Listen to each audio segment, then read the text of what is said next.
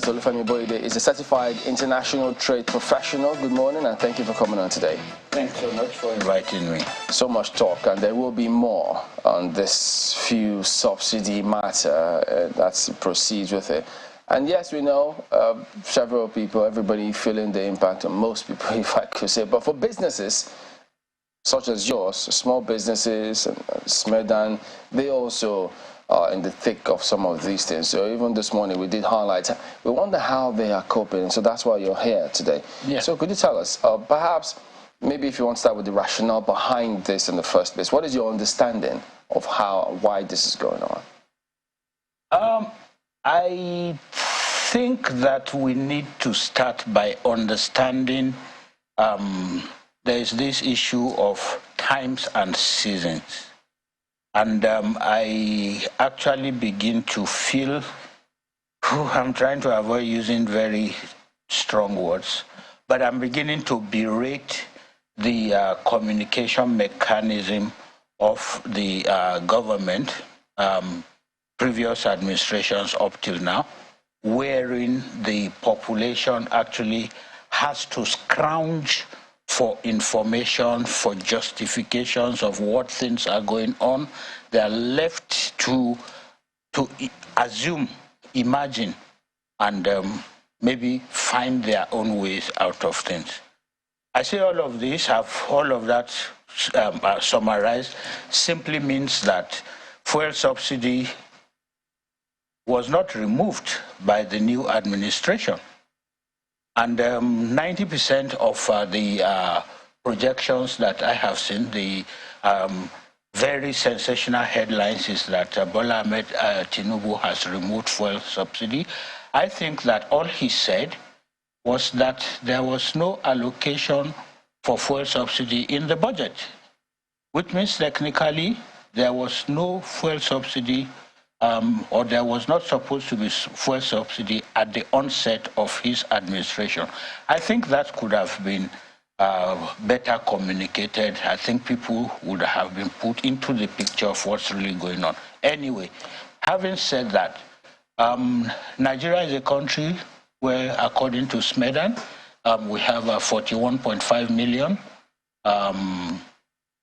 nano, micro, small and medium enterprises, including mine, which account for about 80% of the jobs in Nigeria and contribute about 50% to Nigeria's GDP.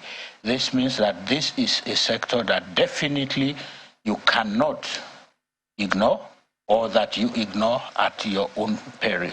It means that whatever touches the SMEs actually touches the very core of the Nigerian social welfare and economic space. That's why it's so important. And of course, the impact was almost immediate, or even if you want it, pre-immediate. I watched your experience driving into this filling station. I just drove out of the dental clinic on as you approach the city gate. There's a DSS clinic there. I just drove out of there and then took the right turn at the Koza church there to come into Games Village. And I felt I needed watermelon. The watermelon I bought 24 hours, 800 naira. I asked the guy, and he insisted that he wasn't going to take anything less than 2,000 naira. And I asked him, why this? He said, well, Bakashama Iba, did you not buy fuel just now? How much did you buy fuel? So, well, was it watching those guys? Oh, you guys, if you can afford that, then no, he actually had to prove to me that he knew what he was doing, because lo and behold, immediately he brought out his identity card and showed me that he was the vice chairman of the security apparatus of Games Village. Oh. And so that he knows what he's doing, he's abreast of the situation. And if the price of fuel has gone up 287%, then the price of watermelon needed to go up about 250%. You know, when you say that to ignore that sector is at their own peril, I was going to ask you if you got a sense that with that pronouncement, if it's tantamount to in ignoring that sector, and possibly, perhaps, okay, go ahead and respond to that. Oh, no, I wouldn't say that they're ignoring that sector. Okay. I'm saying that perhaps potentially they've not captured the implications or potential implications of the impact on the sector. Which is impact such as several other persons who will look at that single announcement and it's the prices to the fuel pump, and then they say, well, we just calculate and recalibrate whatever we do based on what we've seen from the petrol. Exactly, because economic activity, especially as concerns the SME sector, is a total value chain. If you look at it from the agricultural sector perspective, you look at from farm to farm gate to the dining table. And every single segment of the value chain is actually impacted.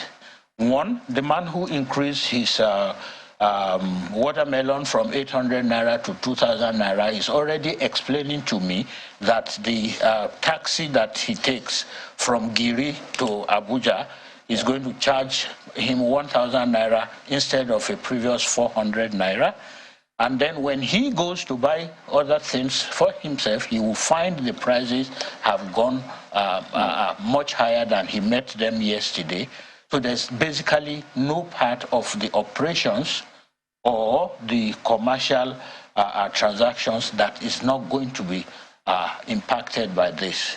Now, my fear is in a country where it took us so long to debate the raising of the minimum wage to 30,000 naira. Of which some states are still not paying. Still not paying. And well, I don't know the size of your tank. For my vehicle, a Highlander, I calculated with my driver it will cost us 40,750 naira to fill the tank when it's empty. So I fill my tank once for at the 1.5 times somebody's salary. I wonder how that will impact the. Remember, we're talking about 80% jobs that SMEs are creating, and the 50% contribution they have to national GDP. I wonder how this will actually impact them.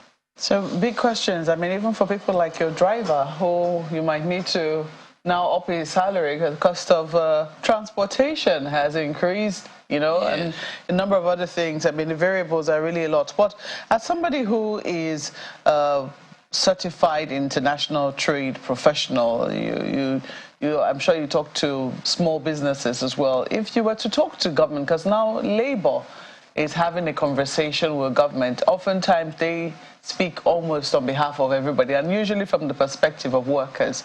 But from the perspective of small business owners, if they too were to have a conversation with government, where would you say that government now needs to focus on in terms of its interventions in that sector? Yeah, well, let's borrow a word from the COVID era, palliative. Because for me, and I'm not playing the devil's advocate here, I'm just trying to speak reality. For me, fuel subsidy is something that should have been done away with probably 3 administrations ago. Because at the end of the day, the impact of subsidy has never been felt by the average consumer of PMS in this country. It's always been making multi-billionaires out of the handful of people who found access to the subsidy regime. So that has to go with finality. Now, how does its removal, how does it impact? I think that we should now, if I was to be opportune to be speaking to the economic team, I will be talking about now developing a basket of palliatives that have direct impact on the otherwise negative inflationary potential of the removal of subsidy on the economic activities in Nigeria. One, we only talked about vehicles. We didn't talk about generators. Nigeria, we've always talked about infrastructure, and the two infrastructure components that directly impact the cost of doing business in Nigeria. One, power. Two, logistics, transportation. So that still comes back. In fact, both are tied to the cost of PMS. So if we had something that directly removes the challenge of power, of access of SMEs to electricity to power their businesses, and that also helps them to reduce the cost of transportation, then we will be actually helping them already without going back to debate the bringing back the pump price to 195. We will be helping to sort out the other aspects that they apply money to. How can we do this? And I'm happy that President Tinubu's speech already mentioned that what should otherwise have been spent on fuel subsidy is now going to be spent on developing infrastructure. Trade-related infrastructure will include things like, of course, how the products get from the farm to the market. Maybe now we need to redouble or triple our efforts on providing rail rather than trailer haulage of our goods from farm gate to the market. We now need to look at the possibility, potentially what Smedan had started on a small scale, maybe now it's time to scale up really and have major common facility centers around the world, around the SME world, around the major markets, where, for example, as a fish seller, frozen fish or meat, if I have leftover, some time ago, a few years ago, I lived in Ikorodu. I tried to do a rough estimate on how much the tomato sellers were losing on a daily basis in K2 and Mile 12. And I think there was a rough agreement that time with the NBS. It was probably about 12 million naira lost to wastage because of absence of storage infrastructure. Okay. So if we are taking the money meant for subsidy to develop all of these things, it will have direct economic impact on SMEs. When we talk about money meant for subsidy, or that the public or the masses have not really benefited from that, it's by the elite, there are several questions as to whether or not that should be taken as the real scenario, because government cannot even tell us how much petrol do we consume in this country. Now, if you say these are subsidy thieves, who are they? They're not spirits, they're humans. Who are? Have you told us who these people are? So there are several questions we keep wondering. And now, subsidy has never been removed. Now that it's been removed, look at the price now. Is it the elite that is buying fuel only at 5.37 or 57 per liter? Everybody is going to buy it as well. So how do they then say, oh, it's only the elite? So who's benefited? Okay, so the answer is in the question. When we're talking about a few, now let's bring in the word faceless elites had been benefiting.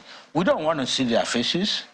We want let them prosecuted. Let them. If they are thieves, then there's a law in this country. If they were.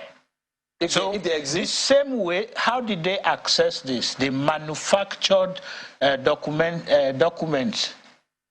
There definitely was an application process.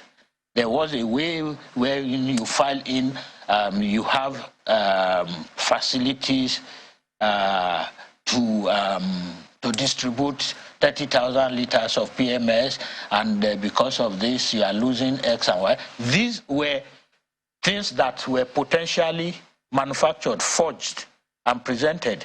Now it's not there. That's the point I'm at, not at who it was. it's no longer there, so there is nothing to manufacture. Yeah. There's nothing to present to collect but anything. Doesn't that actually raise questions as to whether or not we really are paying subsidy and to what extent? Because if government then says, look, okay, well, these are fake people or whatever it is, and then you stem that, you get that out, you should then be able to tell us, well, this is now the actual amount that we consume, this is the actual amount that we spend, because what we see doesn't just add up. Agree. So just before I came in, you were talking about security. Yeah. Security is not just the life and property or the physical lives of the people. Security is also in procuring and accessing or making accessible the right information.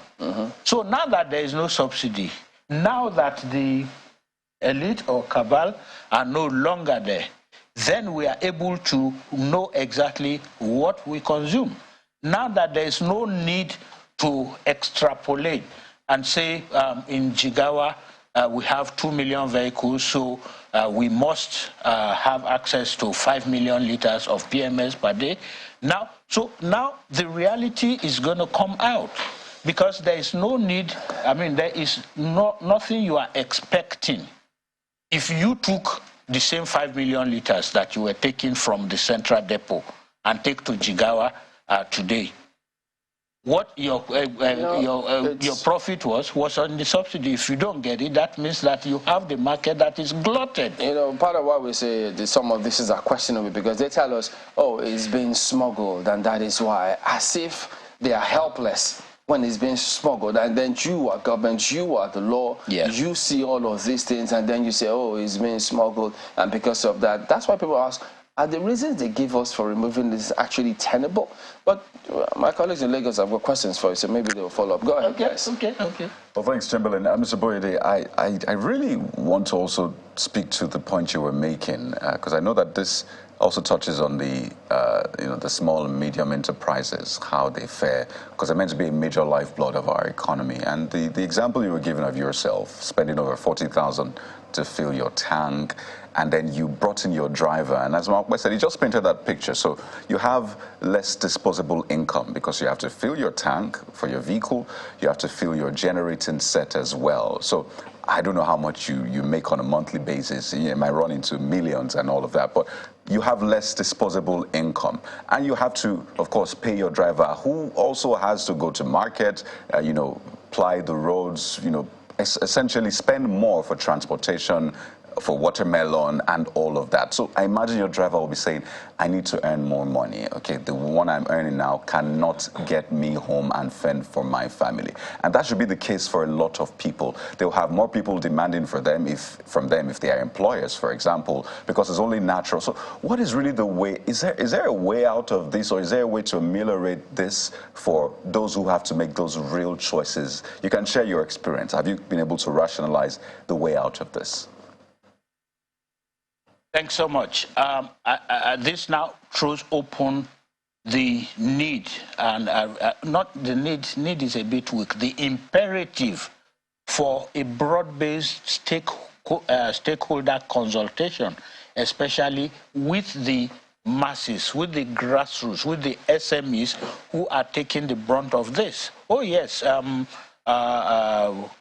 realistically, one is now part of the elite because you have to drive into the station and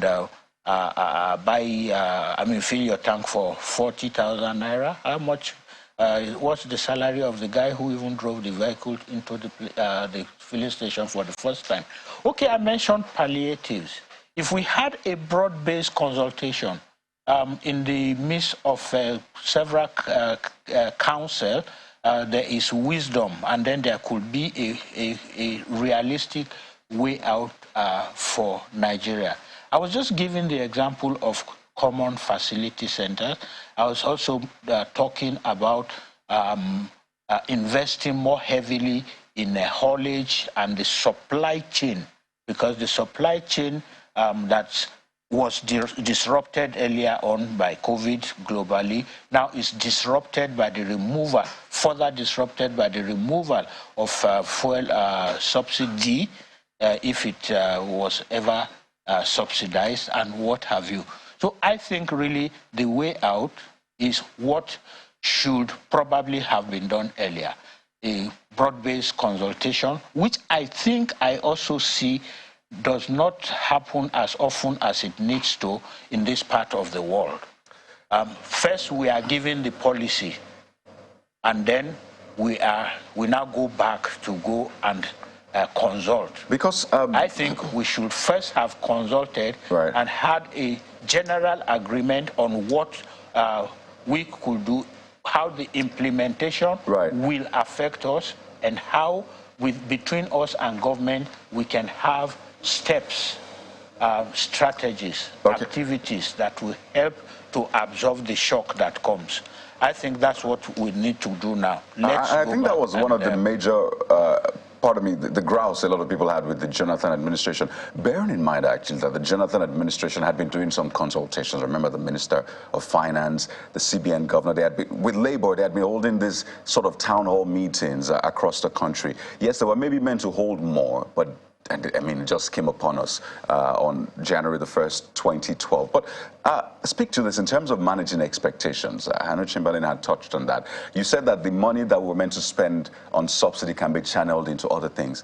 But Mr. Boyede, we have seen the budget. We have seen the budget deficit at what, 10 trillion naira. If we're to pay subsidy more, it will be 12 trillion naira. And we're meant to even borrow to make up for that, you know, that deficit. Our revenues was about 10, or is meant to be about 10 trillion. So is there really that money, first of all, that we can actually say, oh, we're not using it for subsidy, let's put it in other things? The money is not there, is it? So let's help Nigerians manage their expectations well.